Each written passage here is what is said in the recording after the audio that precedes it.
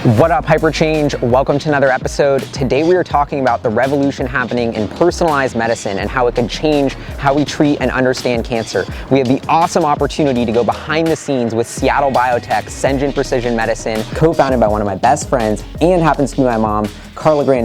Mom, welcome to the show. Thank you, Gali. It's so fun to be here, and it's a special day for us. Definitely. So maybe you could tell us, what inspired you, or I guess when did you first encounter cancer in your life, and what really inspired you to start this career-long journey of becoming a scientist and now biotech CEO? Yes. So it was quite a number of years ago. I was 18, about to go to college. And my grandmother, whom I love very much, was a scientist herself, became sick with cancer. And it was, at that time, we couldn't even say the word cancer. She had a bad disease, un brutto male. Brutto male. And my mom will be very scared to get the clothes, to wash the clothes, because we didn't know, could it be infectious? Yeah. So you can imagine how different is considered cancer today. It can be cured, but it's also something that requires incredible, difficult treatments. And I dedicated my life ever since to study cancer and figure out how we could tackle its weaknesses with more humane treatment, and so it's not going to be scary anymore. Yeah, and that's so inspiring. And I thought, talking to you in all our conversations, it's been so fascinating to learn about how we treat cancer. We're grouping cancers by tumor types, and we're sort of throwing, like they throw this chemotherapy at you that overwhelms you and kills so much of your body. It's almost like a really intense, brutal, almost sort of barbaric way to treat the cancer, and it's because we really don't understand what it is. So can you talk to us about, the current way we treat cancer today and why there's some hope on the horizon that may change in the future? Oh, yes. So as you said, these poison that we use to treat cancer were discovered during the war. They were war poisons. And we still are using them today.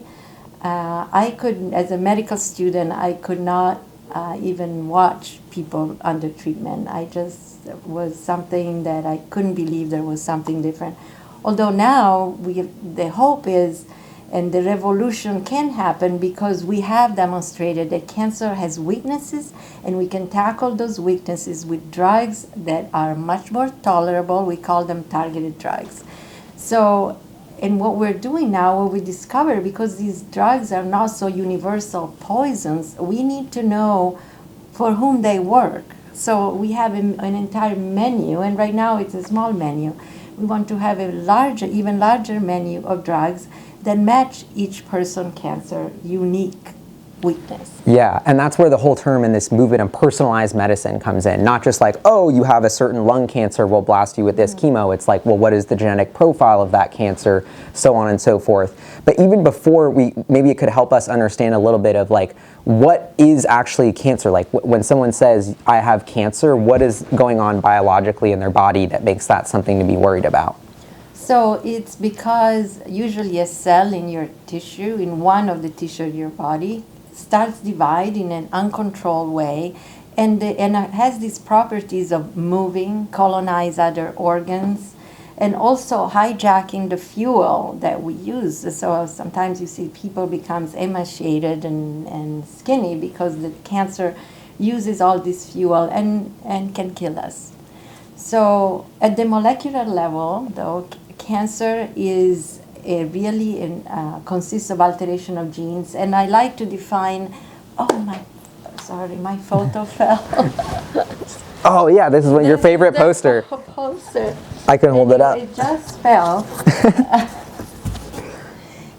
So it shows that here, basically every column is a different patient. So and every row is a gene. So you can see here, for example, that this gene makes common to a number of patients with ovarian cancer. Yet, it's accompanied by alteration of many, many other genes, and each person has its own unique mosaic. So to treat that patient, we really need to figure out what works. And right now, this information is too complex. Even this comes from the Cancer Genome Atlas, this big project, international, where tens of thousands of samples were sequenced. So we have this map, but we cannot understand this map with new therapy. Yeah, you can put it down. Yeah, no, and this is fascinating. I think this sums up so much of what's cool about Sengine. And the thing is, instead of taking this approach of like, we're not even going to try and understand the cancer that you have, we'll just blast it with radiation to kill it. Now there's the opportunity with technology and big data essentially to process and get so much more data out of these, and see what kind of genetic mutations we have. And I guess try and make sense of this to come at with a new, much more different treatment, I guess. Yes, and personalized to each person.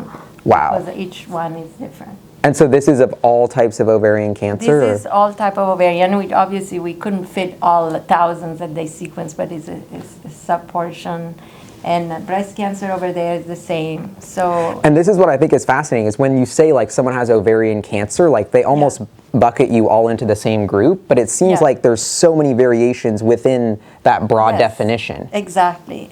So an ovarian cancer can be very similar to a patient. So that's fortunately there are some common commonalities despite this complexity. So we have found treatment. Our first patient with ovarian cancer had a treatment that was used for melanoma. It had exactly the same mutation that a melanoma. And we tested the drugs and it worked.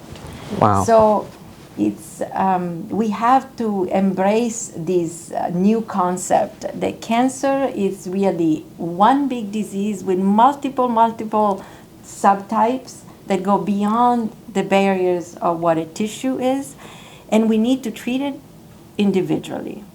Yeah. And of course, as much as it's frustrating to say, well, why aren't we doing it yet? Just now the technologies have become available, and the best technologies that we can now take a cancer from a patient, from a biopsy, or if they go to surgery, and actually keep it alive outside the person's body. And now we can keep it alive and test with all the possible drugs we have now. Yeah, and so that's kind of a little bit jumping ahead of what is Sengine, this company that you created that we're sitting in here, which is a new alternative to say, okay, like you'll basically take someone's tumor with the Paris test you've developed and test it against like 300 cancers at once, or 300 drugs at once, essentially, by sort of doing this micro testing. So it's an entirely new way of saying, okay, someone typically who would have cancer, then they would get treated with chemotherapy, but now there's an option where they can get this test. If you can get a little bit of their tumor and put it in this tube within 48 hours, it's out of their body. It would have been thrown away anyway, but you're like, wait, let's grab a little piece of that tumor and test it against 300 drugs using this micro robotic system and see if something is going to work, because we don't have enough data to understand, exactly how to treat your subtype of ovarian cancer, but we can throw 300 potential drugs that might work at it and see if one works, and then maybe if that works enough, I guess you could even treat a patient with that. Yes, and exactly, And so the Paris test, you've done something like 500 tests with 30 different tumor types already. Can you tell us a little bit about how you even develop something that seems so kind of cutting edge? Well, I can tell you that if I hadn't spent 30 years at the bench as a bench scientist, I probably could not have come up with that concept. And the concept seems easy. You take, as you said, and you throw drugs at it. But to do it right, and how do you know which drugs is best? You have to compare drug response between those 300 drugs. So what it took was, the technology of keeping cancer alive has been developed by many laboratories, including my own at the Fred Hutchinson, before Sengine. But when we came here, we could only culture 2 or 3 tumor types.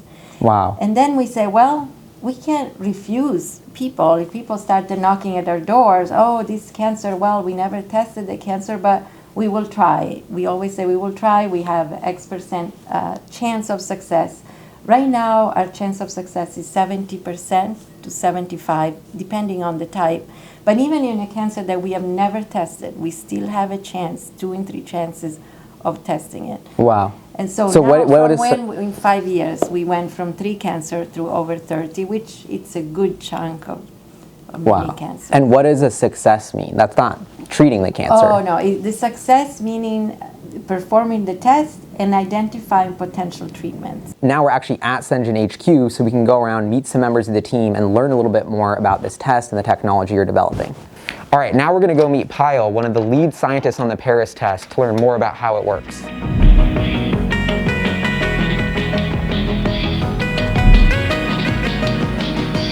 Hi Payal, how's it going? Hi.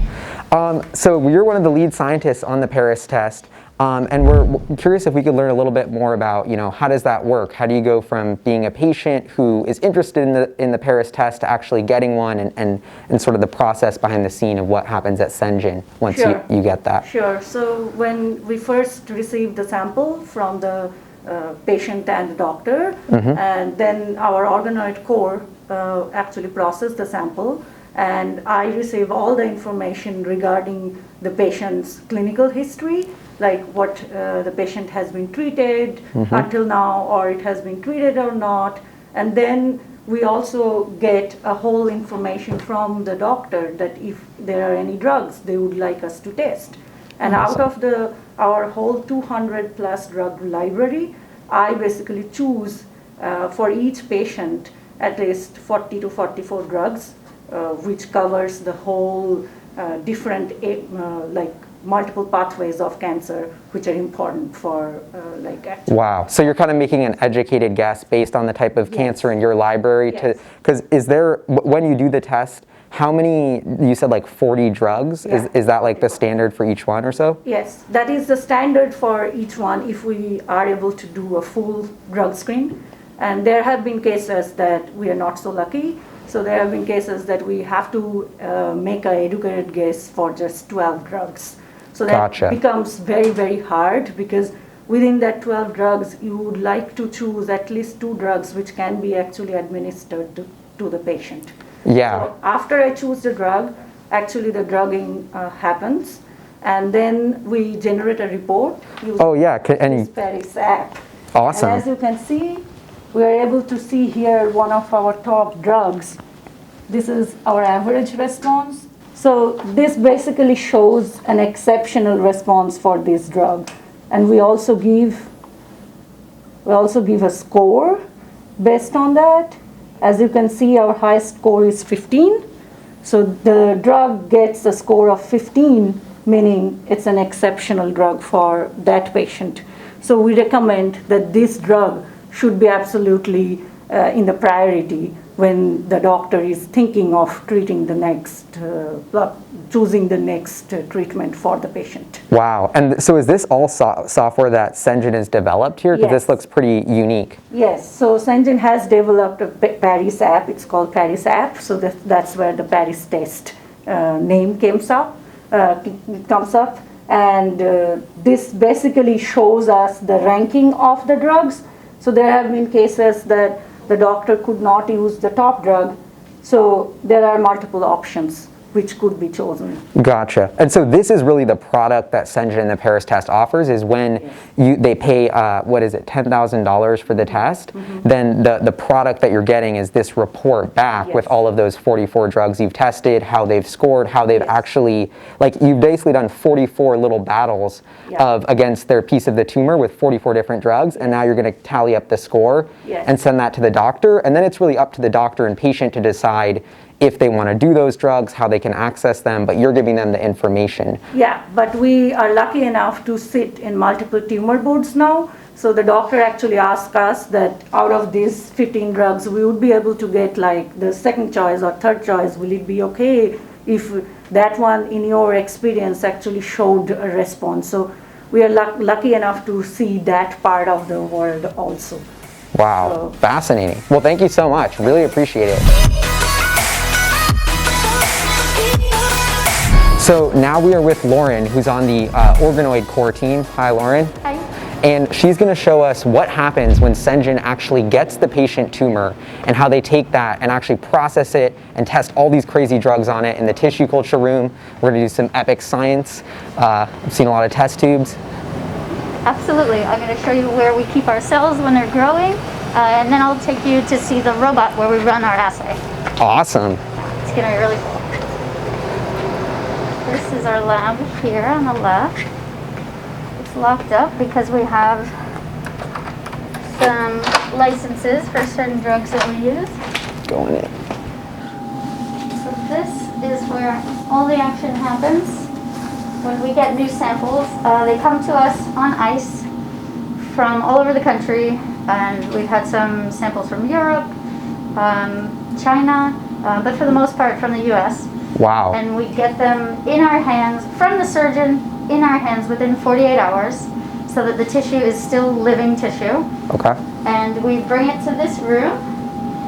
We process it down to, so we basically grind up the tissue gently so that the cells are still surviving. Okay. And then we put our cells into culture. I can show you guys a little bit of where we keep them. Yeah, definitely. No, it's not anything. That will set the stage so that I can show you some cells. Wow. This is our incubator. It holds body temperature. And this is how we grow our cells.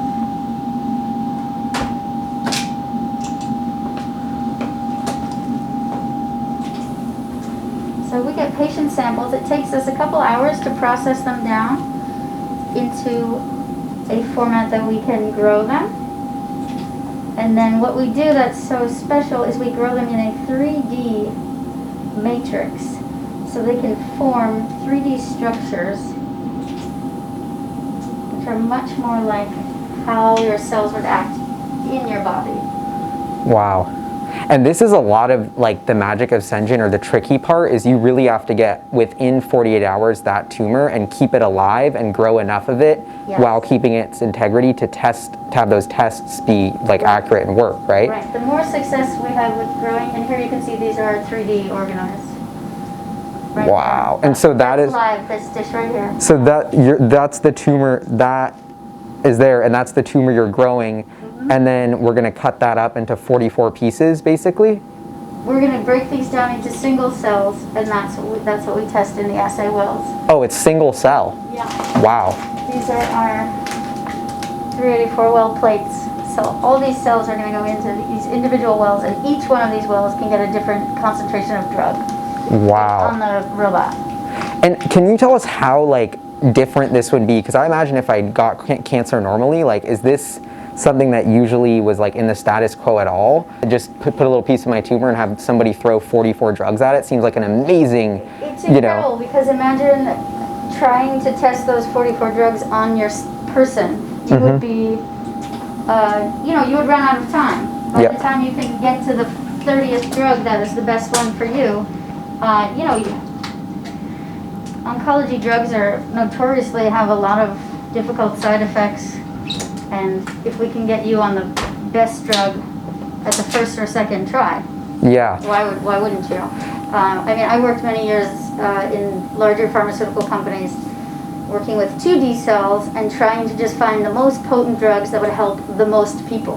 Mm-hmm. And it's just, this approach is so much better, right? We're finding the exact drug that's going to work on your tumor. Yeah. Not the drug that's going to work on the most tumors, but just yours. And you literally have gotten my tumor Yeah, I in have theory, your like tumor. that was a piece of mine. Yes, absolutely.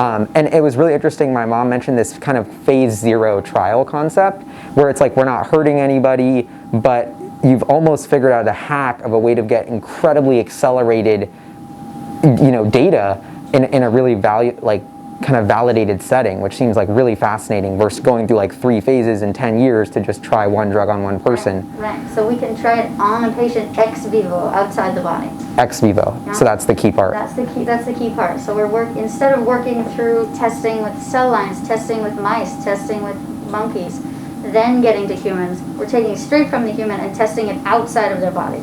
So that's the big goal that helps us get to the patients quicker. Love it. And can you explain us sort of the next part? So now once we get all those little things in the 44 wells, I guess, or So 384. or 384. Yeah. So this is a 384 well plate. So each well will get about 1,000 cells. I'm not going to burn one. And this is Grace. Grace works side by side with me every day. Hello. So we put the cells in actually this is our,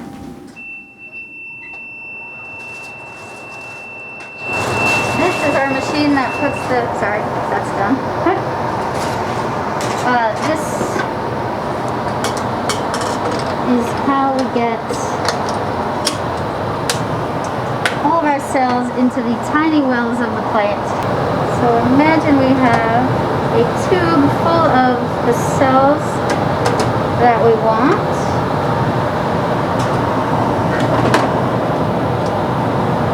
Pipette. I know that word.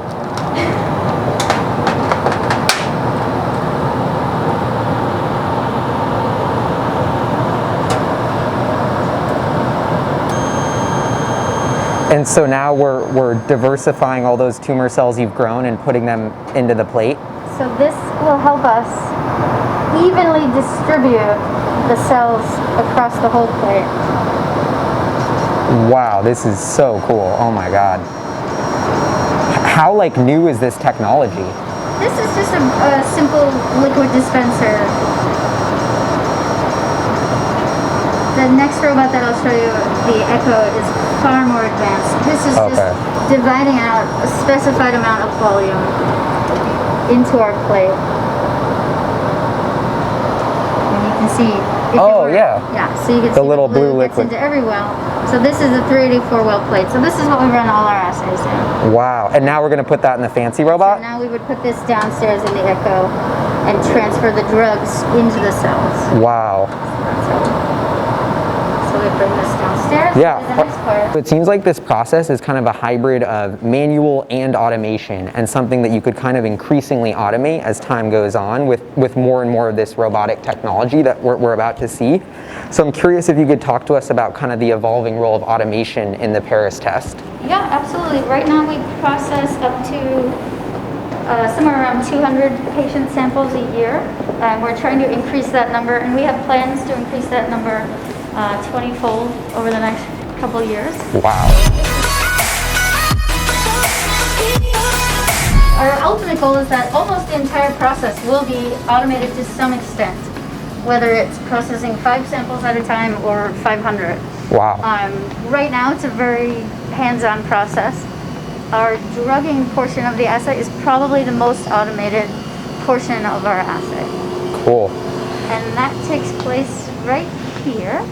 Yeah, and it's so fascinating as much as Sengine is like the cancer, I see a lot of the expertise here being the robotics and the software and like essentially trying to tackle this data problem of getting as much data as possible and making sense of it to try and figure out, you know, each person's personalized cancer. So the fascinating part about this, which is why the Echo is why we can test so many drugs, because the Echo is capable of transferring. Our ultimate goal is that almost the entire process will be automated to some extent, whether it's processing 5 samples at a time or 500. Wow. Right now it's a very hands-on process. Our drugging portion of the assay is probably the most automated portion of our assay. Cool. And that takes place right here.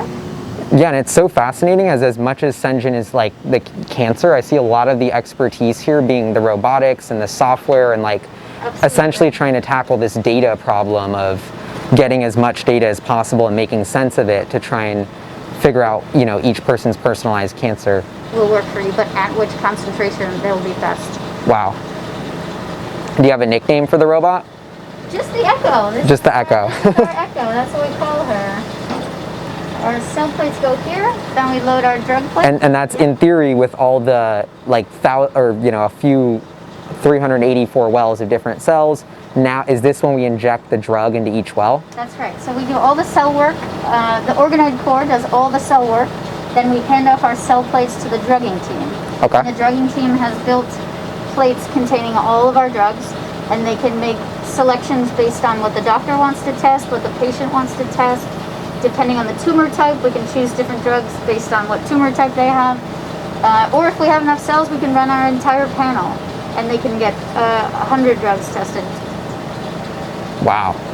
So this is Grace from the organoid core team at Sengine, and I wanted to kind of dive deeper on this concept of like, if I had cancer, I would totally want to get, you know, this ex vivo test, you know, testing all of these revolutionary drugs. So I'm kind of curious of like this isn't the status quo already, maybe because it's cost a lot, this technology is very new, but can you talk about how in the future this seems like it's gonna sort of be like what happens when everybody gets cancer, to get all this data and kind of, you know. Yeah, and I think that's what makes it so valuable, is that you can get all these drugs tested on your cells without wasting, you know, 5 years and trying a bunch of different drugs and getting nowhere with your treatment. And this gives you the opportunity to figure out exactly which drug is going to work immediately. And so if I had cancer, this would be the first thing that I would do, because it saves so much time and money, you know, trying a bunch of different drugs and getting surgeries, and this way you know exactly what's going to work.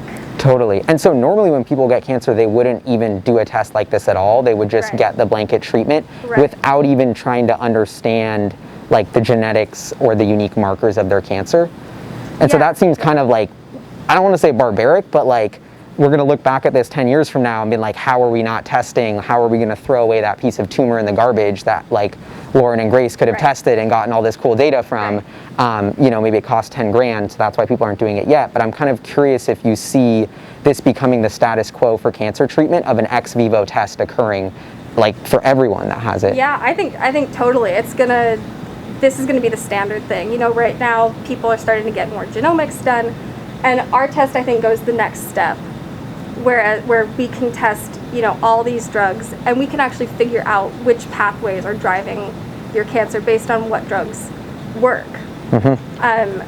And my mom was actually diagnosed with cancer a couple months ago now, and the first thing that I thought of was get the Sengine test. And we tested her organoids, and it worked beautifully, and she has now a whole bunch of drug choices that she knows are going to work. Wow. And can you talk to us a little bit about, I know my mom's told me how difficult it is to even convince the doctor, to convince the surgeon to get out the tumor. Have you seen that, like, you know, minds start to change now that Sengine's, you know, a few years into this journey, this is becoming more accepted? I wonder if the doctor and medical community is starting to wake up to this kind of.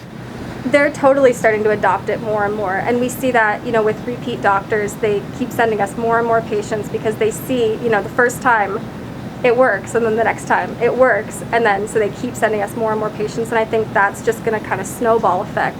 They're going to, you know, the doctors are talking to each other and getting information from each other to know that our test works, and that this is what they should be doing for all their patients. Yeah. First step. And it's so cool that like these doctors that are kind of on the front lines are like they're the ones who ask for the test. Like I feel like the business world, the VCs are like, you know, the suits are almost like behind, but then when I hear these stories of like the doctor learns about this test and they're like so pumped and they want to work with Sengine, and I feel like it's almost in some ways Sengine's like been too early, and that you're like trying to talk to these doctors and all this stuff and they just don't get it. But it's been so amazing to see this kind of these leading academics at leading cancer centers kind of like come around and start to send you samples. So is that kind of what's happening at Sengine? Are you guys seeing growth in samples and like growth in interest for this? Totally. Yeah, and you know, the patients also, sometimes the patients find us on their own and they go to their doctors and say, I want to have the Sengine test done, and the doctor, you know, doesn't know anything about it, but then it's all at that patient advocacy. They say, you know, I want this test, and if the doctor's, you know, a good doctor, they'll make it happen, and then that keeps spreading word of mouth through the patients. Hello. Hey, hi, Dadi. How did it go? Awesome. That was so cool. It's amazing to see how far the Sengine test has come. And I'm curious if you could tell us, like, you know, how has the reaction in the medical community changed? Because that's something we were talking to Grace and Lauren about, is how this seems like it should be the status quo, and now maybe slowly and surely these sort of tests are becoming the status quo for when someone gets cancer. Yes. In the last even year, I think we have seen an amazing, we went from family and friends or a colleague that would send a sample, because we had no marketing efforts. It was all through word of mouth, giving a lot of presentations. Yeah. And now we have some of the leading cancer centers sending samples. We're entering major partnerships with these cancer centers. Of course, they're still the innovators, oncologists, but we're processing, we had records of 20 samples in 1 week. Wow. So you can imagine, obviously we need to get to the thousands, tens of thousands. And so this is going to be our next move. It's more automation, a bigger laboratory. But yeah, if we think of when we started, we had 2 cancer types. Now Wow. we are over 30 cancer types. So it's been really cool to see now that Sengine's gained more traction. Can you talk to us about some of like the academias, or have you been seeing papers published? Or are there any academic groups that are starting to show interest in this Yes. now that it's gained traction? Yes. For example, so we have many cancer centers sending samples, and here we are also at the University of Washington. We are part of the tumor board for gynecology oncology, like ovarian cancer is under that umbrella. Wow. And so Sengine, the Paris test is presented when a patient had the Paris test, and is usually the last test that is examined. First is the DNA sequence, which frequently leaves no actions because we showed how difficult it is, and then finally the Paris test. And they say, what drug did the Paris test recommend? And the doctors are now saying, great, we're going to put that patient either on that clinical trial because the drug is available, or we're going to prescribe the drug as a off-label use, because many times a drug for another cancer. So the latest, which left all us speechless, was we said, how about the progress on the last patients from last time? Mm-hmm. Well, the patients has been prescribed ovarian cancer, uncontrolled, was responding to a drug for lymphoma. Wow, that through the Paris test, the like they Paris didn't have a test. treatment. You guys No. ran the whole Yes. system we saw, and you were like, this other That's the lymphoma top drug scoring works. drug. But that would have Yeah. been very counterintuitive. Previous. Very counterintuitive. Left everyone speechless and excited at the same time. Wow. So the patient, the main marker for ovarian cancer had decreased in half. The patient was doing well and had been already 3 months. We were not aware that she was able to already start the treatment. Wow. So, and there are many more examples. Now we have dozens of examples, and obviously, imagine when we will have hundreds and thousands. It's just the scale is what we need. Yeah, and it's almost unprecedented that you went from, you're trying to tell the doctor, you have to convince the patient. There's like 10 layers, even once you get the Sengine test and show you there might be something to work. It's not that simple to give it to them. No. And so to actually see a patient follow through on that actionable insight is pretty incredible in full circle. And one thing that we didn't even get the chance to talk about, which I think is so amazing about Sengine, is all these ex vivo phase 0 trials are creating an incredible amount of data. And Sengine has been using this data to even develop its own drug targets. And this is where you're so unique, not just a testing company, but you're using this cutting edge testing that's creating this flywheel of massive data creation to inform a drug development process so Sengine can develop their own drugs. Yes. So can you tell us a little bit just like briefly about that side of the business? Absolutely. And it's also because something that is frustrating. I keep hearing, drug development takes years and most oncology drug fails. It's going to be a long time. And I said, no, it's very simple. We have a 3-year plan. The first year, we already have identified lots of new targets, new genes. First year, we develop a small molecule or an antibody that targets that gene product, year 1, and we already have a precedent for that. Year 2, or 6 months, we put that drug on hundreds of organoids from different patients. It's like this phase 0 trial. And then from that information, we'll say, likely this is the disease type, because we have about 20-30% of patients, and we're starting to interpret those signals.